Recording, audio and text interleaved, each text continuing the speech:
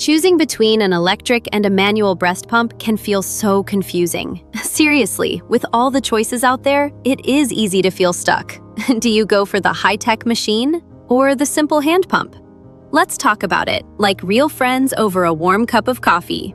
First, think about your wallet, because cost is a huge factor for young families. Manual pumps are super affordable and amazing if you are on a tight budget. Electric pumps cost a lot more, but many insurance plans in the US actually cover them for free. Fun fact, right?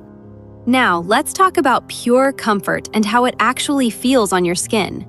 With a manual pump, you control the pressure completely with your own hand. If it hurts, you just squeeze softer. Electric pumps do all the heavy lifting for you with automatic cycles, but sometimes that constant mechanical suction can feel a little too intense at first. So, what about daily convenience and saving your precious time? Electric pumps are the absolute winners if you need to pump multiple times a day. They drain the milk much faster and let you pump both sides at the same exact time. But wait, what if you are traveling or out running errands? That is where the tiny manual pump shines like absolute gold. It fits right into your purse, weighs almost nothing, and makes zero noise.